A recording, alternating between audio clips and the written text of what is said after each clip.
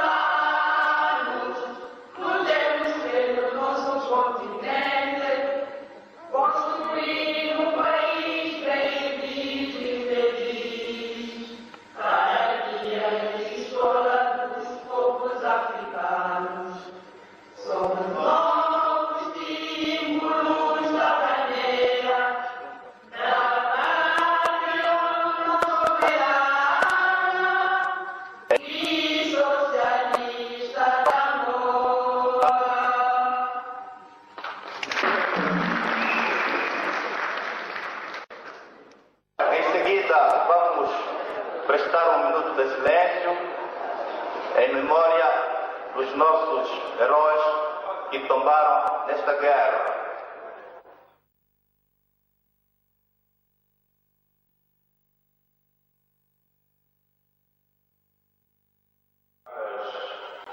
Da comunidade angolana, amigos franceses da Costa do Marfim e outros, o meu muito obrigado pela vossa presença.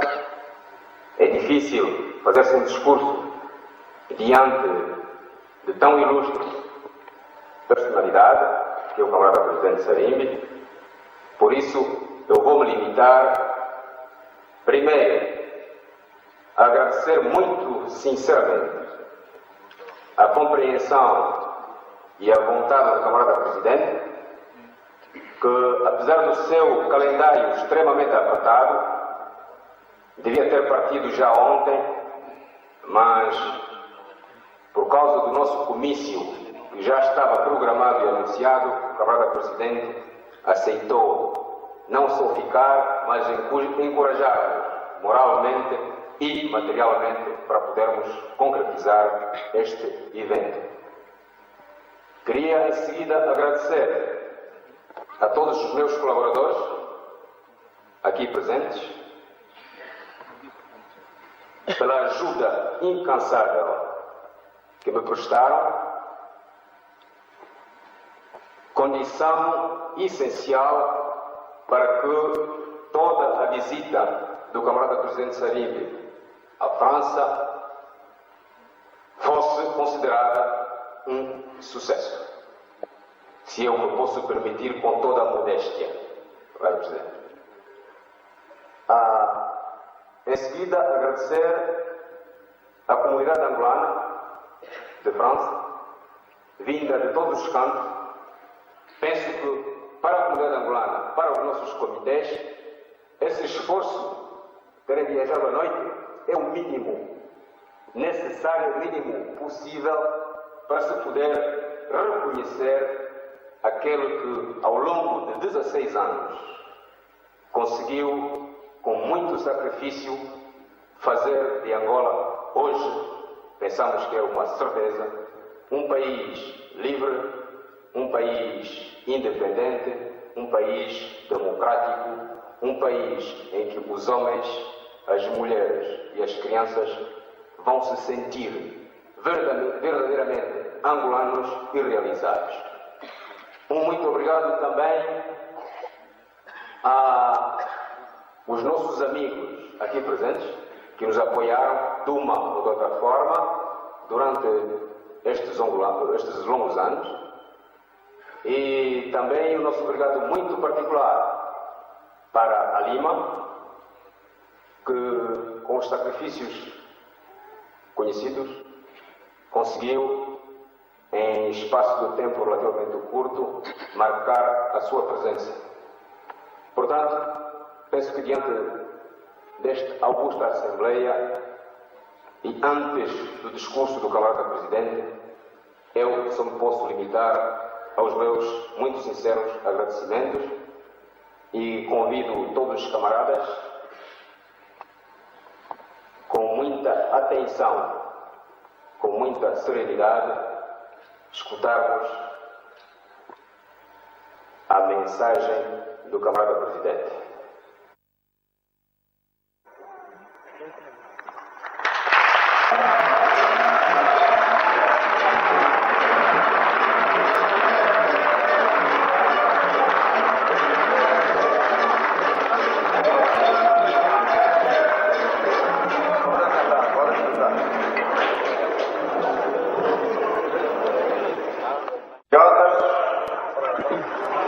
Muito obrigado pela vossa presença. Vou falar algumas palavras em português e vou falar umas em francês para que todos possamos compreender aquilo que nós queremos e seja o combate político que nós vamos começar agora. A luta armada foi uma imposição da que nós aceitamos o desafio. Não queremos dizer que todos deviam fazer a luta armada, mas sem a luta armada que levou 16 anos, não seria possível os cubanos partir do nosso país. Os cubanos não vieram para Angola trazendo tratores, trazendo enxadas, ou médicos, enfermeiros, arquitetos e professores, mas os cubanos vieram para Angola com tanques, com helicópteros, com mísseis, para poderem transformar Angola numa nova colônia, não só da União Soviética, mas também de Espanha. Foi preciso resistir. Nós, Amílcar Cabral and Agostinho Neto de Angola. Cuando se produce la invasión de Angola por tropas regulares de África del Sur, no podíamos cruzarnos de brazos. Y cuando el MPLA solicitó nuestra ayuda, le ofrecimos la ayuda necesaria. In 1975, as Angola moved towards independence from Portugal, the CIA backed a counter-revolution in cooperation with the apartheid government of South Africa. Fidel immediately sent 36,000 troops to hold back South African forces from the Angolan capital, Luanda. Angolanos y cubanos, la lucha continúa. La victoria es cierta. ¡Patria o muerte! In 14 years of war, over 50,000 Cubans, doctors, teachers, engineers, as well as soldiers, played a role in Angola. More than 2,000 lost their lives. In 1988, Fidel sent in more Cuban troops for the decisive battle at Quito Cuanivale, and personally directed operations from Havana. The resulting defeat of the South Africans was a large nail in the coffin of apartheid. Una derrota en aquella condición hubiera podido significar el fin.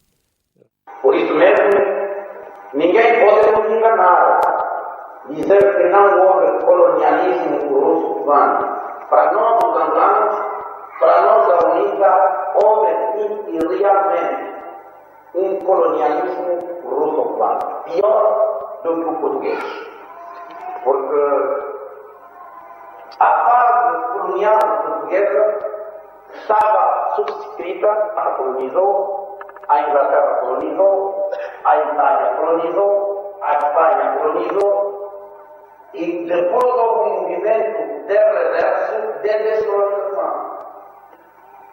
Mas ninguém veio aqui para fazer a apologia do colonialismo, mas os portugueses tinham deixado em Angola alguma infraestrutura ambiental. havia escolas, havia portos, mas os cubanos durante a sua estadia em Angola construíram. Não construíram absolutamente nada que nós tenhamos conhecimento. Pelo contrário, é na emissora de Luanda que nós estamos a ouvir, eles mesmos dizerem que os professores cubanos falavam o portinhol.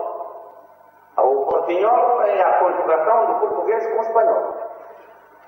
Portanto, não há nada que nós podemos herdar. Também, nós ouvimos um dia, através da emissora de Luanda, um debate dos próprios médicos, que estavam a discutir os seus direitos, as suas ordens, como é que deviam trabalhar. O próprio presidente não sabia que havia um certo número de documentos que só os próprios médicos podiam fazer. E eu fiquei espantado porque o Macumaon Vitória Pereira, que é um médico, era o homem do MPLA mais ferrenho, mas é ele que atacou o presidente. Mas vejam, tudo isto para mim é o muito que os angolanos dizem e sentem. O pouco que nós podemos dizer é que isto tudo passa para o passado. A única maneira que nós temos de podermos vencer a etapa futura de 15 meses, que é pouco, mas também não é esquecermos completamente o passado. Passarmos uma esponja sobre o passado, tentarmos transformar o presente numa alavanca boa. Se nós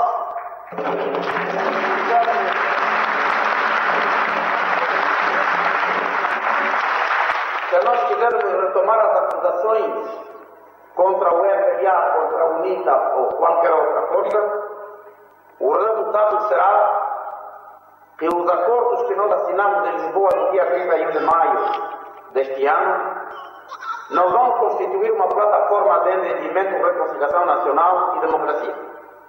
E nós acreditamos que só os acordos assinados em Lisboa constituem a única plataforma, eu estou a dizer, a única plataforma para salvar Angola.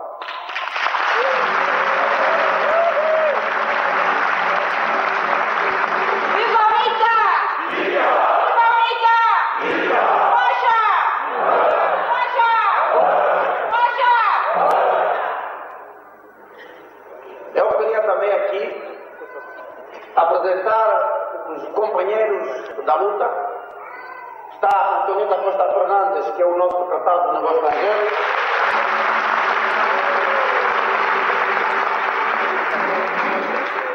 Natural de Cabinda, que há 27 anos, quando éramos jovens estudantes universitários na Suíça, criamos a UNITA. Há 27 anos que estamos lá para lá.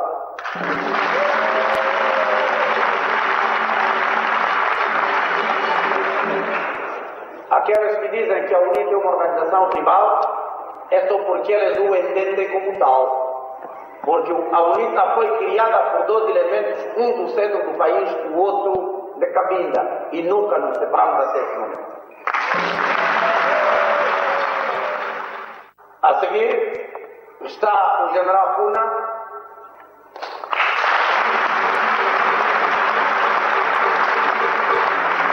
Também de Cabinda, com que eu fiz no terreno a primeira luta armada contra o colonialismo, lado a lado, a segunda guerra contra os cubanos, sempre lado a lado, e é um homem que tem uma qualidade. A seguir temos o vice-presidente de Tula.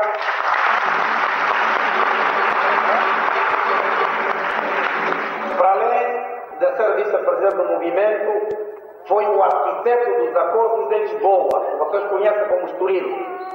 Sem ele não teria funcionado lá. Para negociar com o MPLA foi preciso flexibilidade e também firmeza na defesa dos nossos próprios interesses. Foi quando o MPLA mudou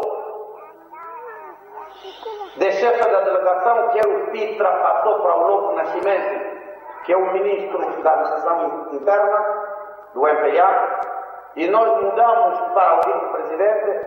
Só assim se conseguiu o acordo que hoje é válido por ser um acordo internacionalmente abalizado, mas foi graças à habilidade do vice-presidente.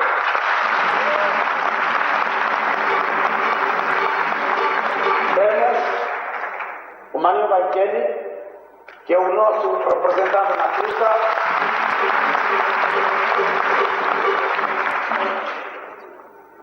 que tem vindo a lutar e a sofrer muitas vezes sozinho na Suíça, mas que chegou mesmo para terminar o seu curso em Geologia, ao mesmo tempo representar a UNITA, mas sempre da UNITA, sempre a continuar os seus estudos, e ele é Conhama. Portanto, mas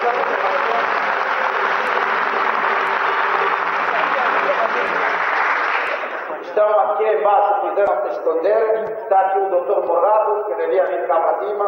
Ou já vamos ver.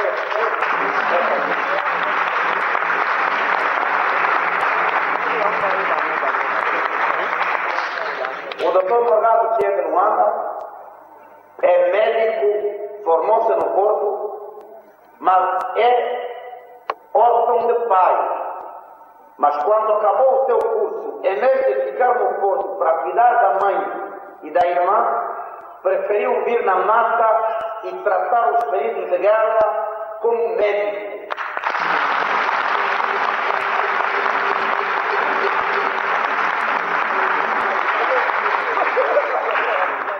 Pelo menos são os que estão aqui presentes, foram os combatentes que tornaram possível o Acordo de Lisboa.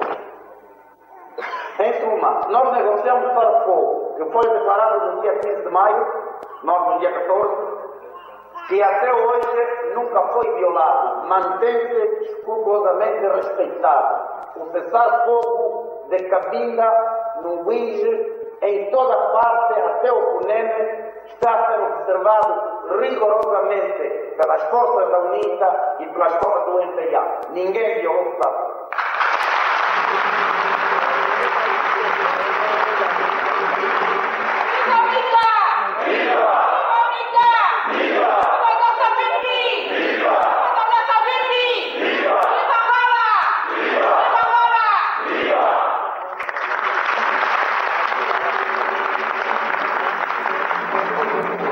O cessar-fogo, como queria o governo de Luanda ser controlado por eles, para nós, não representava nenhuma garantia. É por isso que nós conseguimos que sejam as Nações Unidas que, a partir do dia 1 de julho, vai enviar soldados das Nações Unidas que estarão em Angola, primeiro, para verificar a manutenção do cessar-fogo. Segundo, para verificar o resultado das eleições. Aquilo que o MPA estava a dizer que nunca podia aceitar porque era um governo soberano, foi aceito. As Nações Unidas é que vão controlar o cessar-fogo e as eleições.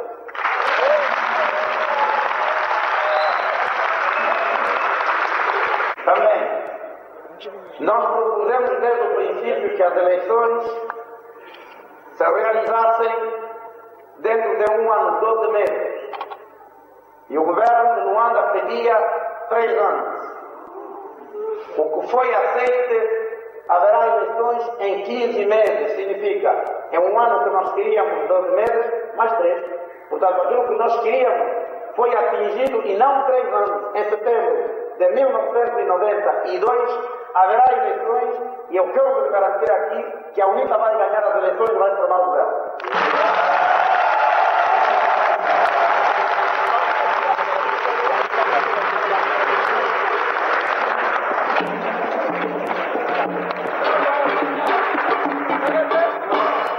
Nós negociamos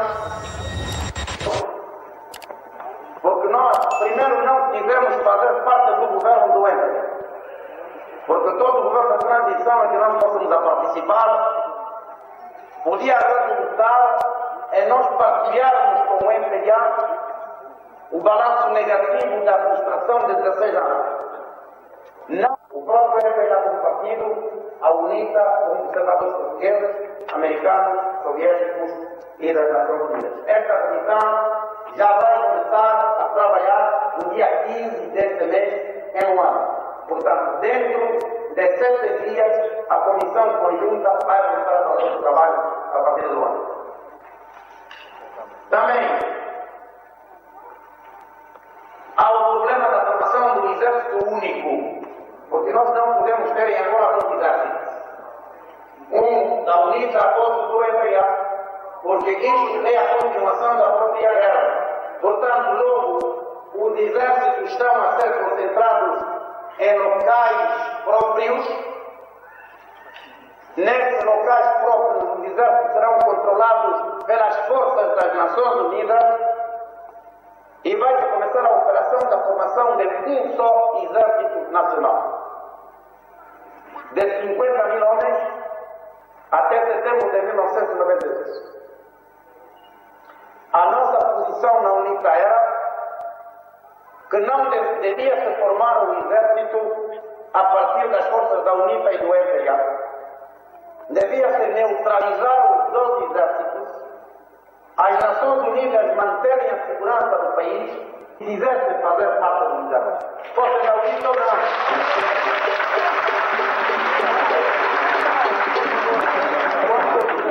Essa posição não encontrou apoio e aceitamos que fosse 50 mil homens, metade da UNITA, metade do MPLA. Mas pensamos que não resolve o problema. É o que se aceita agora, porque é o que se propôs através da mediação. Pensamos que o exército da manhã ia ser constituído por voluntários. Quem quer ir para o exército devia ir, e não porque alguém foi da tropa de um partido ou do outro.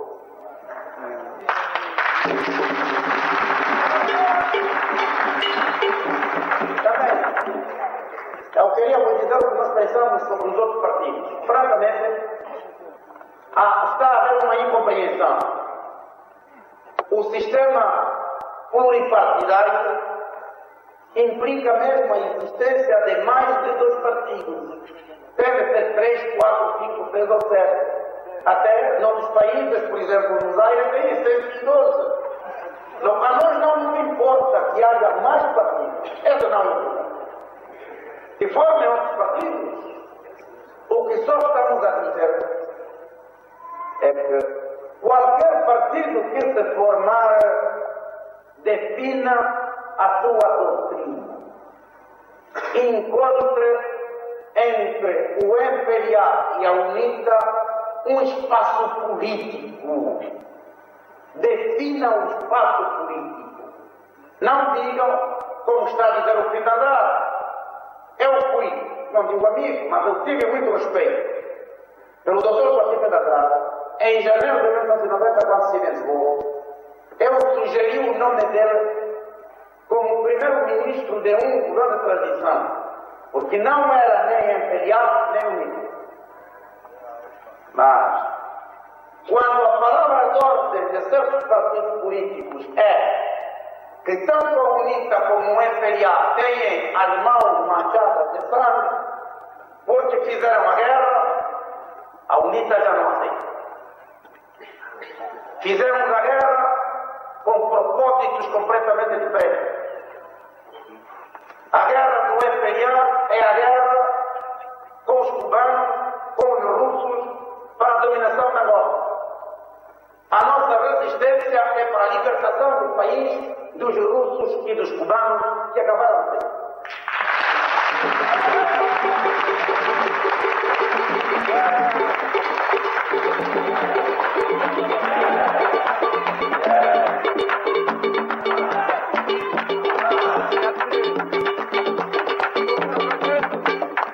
Se o espaço político que o Pinto Andrade procura é de acusar as pessoas que estão com as mãos manchadas, ele não vai ter apoiantes, mesmo em Luanda.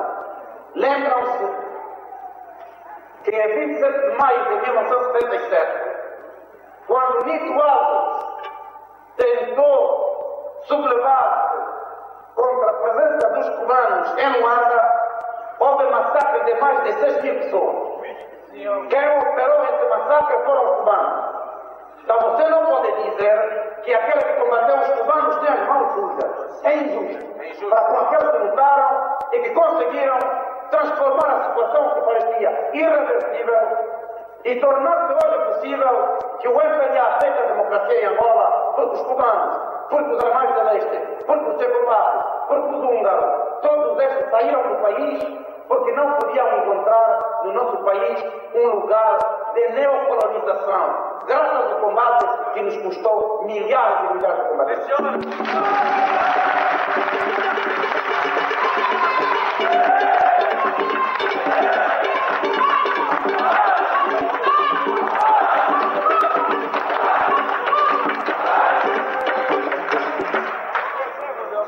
Eu compreendo melhor, e portanto digo aqui publicamente, porque vocês estão aqui em Paris, eu compreendo melhor a posição do presidente Holder.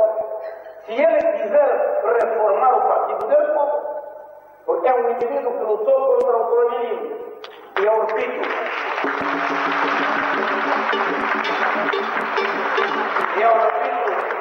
nós, o próprio Tony, o próprio Puna e nós estivemos na Penelá. O que é que nos levou para a Penelá? Porque no momento em que o MPLA só fazia discursos e não lutava, era só a UPA que lutava com armas na mão contra o colonialismo.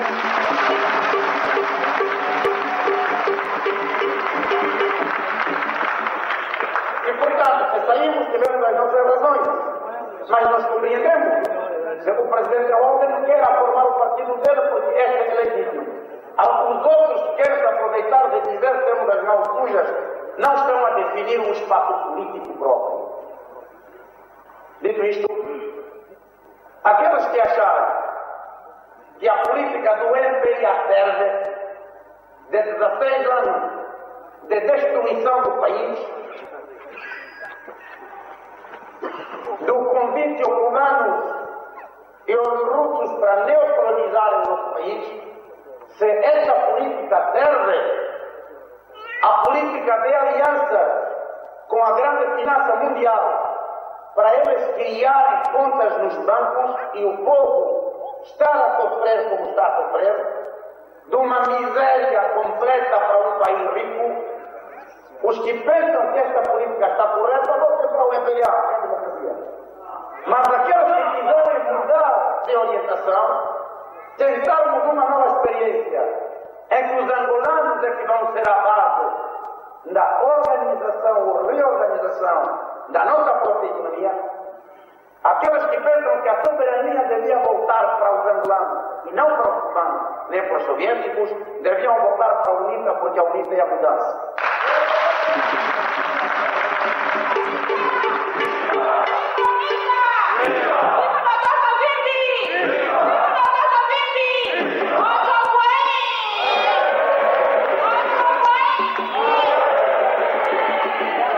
Para terminar,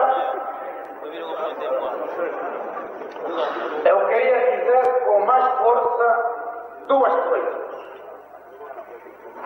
Nenhum angolano patriota sincero devia duvidar dos acordos que nós assinamos em Lisboa no dia 31 de março. É a única tábua de salvação. É a única. Senão, os portugueses não vão tentar a outra mediação. Senão, os americanos não vão se interessar mais pela questão da Angola. Senão, os russos têm problemas internos muito graves para tentar em Angola. Na Jamba eu tenho dito, a questão da Angola se aparecer na mesa do secretário de Estado James Baker, uma vez em cada 3 meses, sendo obrigatório. O problema da Angola para os americanos não é problema nenhum. Não existe. Tem outros problemas. Para eles o problema é o Médio Oriente. Para eles o problema é a União Soviética não rebentar. A União Soviética está quebrada. Mas a União Soviética tem armas nucleares. O problema dos americanos é o equilíbrio entre uma Europa unificada e os Estados Unidos. Um Japão, um país como o Japão, que está a se transformar num gigante econômico, esses são problemas planetários da estratégia mundial que interessa os americanos, não é o nosso. Se desta vez aceitar ocupar-se desse problema, até o próprio secretário de Estado ir a Lisboa assinar, é o máximo que podem fazer. Se sentirem que nós não somos sérios, eles deixam cair. Têm outras coisas a fazer. Então, é a única porta de saída que nós temos, é acreditar nos acordos assinados em Lisboa. É trabalhar para outros acordos. Quando estive na Bélgica, a comunidade angolana que eu encontrei, como nós tivemos tempo de conversar, não apenas fazer um discurso, mas já uma pergunta de respostas, alguém disse-me, por que não vamos fazer uma conferência nacional? Enfim, depois dos acordos, uma conferência. Muito bem. Primeiro, vocês viram o que deu a conferência nacional no Congo. A conferência resultou num desfazamento total. Há um presidente que já não é presidente. Há uma conferência que devia ser ad hoc para o debate, transformou-se num órgão soberano. E o vice-presidente da conferência era o meu amigo David Chaves Ganal, que ele disse no seu discurso final: pronto, nós discutimos muito durante 2 meses. E agora vamos fazer o quê? Depois da discussão de 2 meses, agora vamos fazer o quê? Não é necessária conferência nenhuma em Angola, até porque a UNITA não iria participar. Então, se nós dissemos que vamos fazer as eleições, há uma conferência maior do que as eleições. Não. As eleições é que há a conferência maior em que há os partidos e o povo numa escala nacional, ou não? Então vamos fazer a conferência equivalente. Quer dizer que da qual forma mais um outro partido são 3, 4, 5 que falamos em nome do povo. Se nós já temos a ocasião de irmos conversar com o povo, uma campanha eleitoral é que não é um debate do povo. O dia das eleições não é decisão do povo. Então nós não queremos mais nenhuma conferência. A conferência é para setembro de 1992.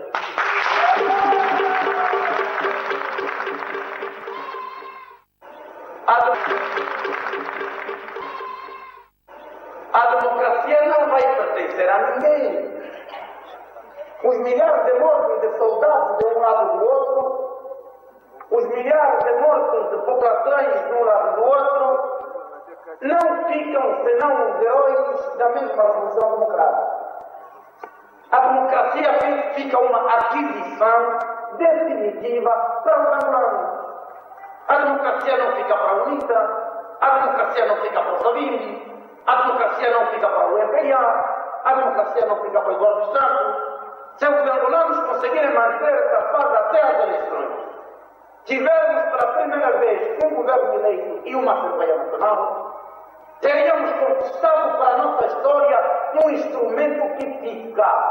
Quando os partidos se transformarem e mudarem, a democracia será um comportamento político definitivo do nosso próprio povo. Seria uma grande aquisição. Os partidos do Imperial Unita talvez vão desaparecer, vão se criar outros partidos, mas a democracia, para se conquistar, fica. Porque a democracia é o poder que fica com o povo. Os países conquistaram a democracia, conseguiram manter a democracia. Hoje, os governos passam, as pessoas passam, os dirigentes passam, mas as instituições ficam, mantêm uma qualidade.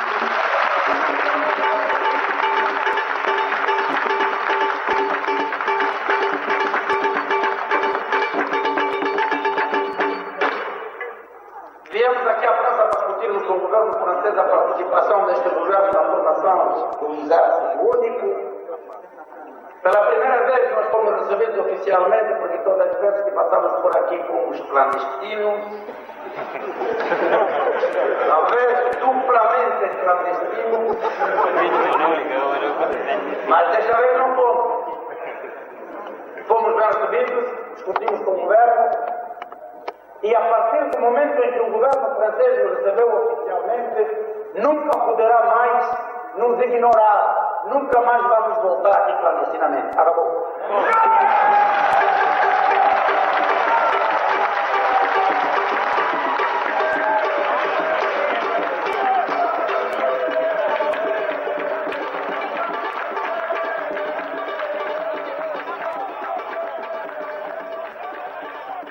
De 50 homens, o povo teria compreendido mal.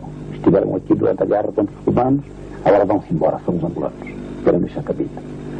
A terceira opção é mandar alguém de Cabinda com prestígio, que é o caso que nós fizemos, para tentar colher a percepção, o sentimento da população de Cabinda e recomendar ao partido a posição que se devia tomar. Logo, quando soubemos depois que desapareceu, primeiro pensamos que tivesse sido raptado, porque ninguém, não passaria pela cabeça de ninguém, membro da UNITA, que desertaram, nunca passou pela cabeça. E agora temos que fazer face a esse facto. Bom, mas sabemos já, e temos já mais informações, que se sai de Angola num avião do Presidente da República, já é uma informação confirmada. Então, ele está por trás. Qual é a sua posição, Sr. Presidente, em relação à questão de Cabinda? Parte integrante do território nacional, região autónoma, a independência? Bom, neste momento, Cabinda é parte integrante do território nacional, é uma das províncias de Angola. Há um movimento que reivindica a independência em Cabinda, mas sabemos que também há muitos cidadãos naquela parcela do nosso território que buscam uma solução para as reivindicações das populações e de alguns quadros da área que não seja a independência ou a separação total da Angola. Portanto, nós procuraremos uma solução que mantenha a Cabinda integrada no todo nacional, mas que dê satisfação a essas aspirações. Algumas dessas aspirações, o Estatuto da Região Autónoma, mais ou menos.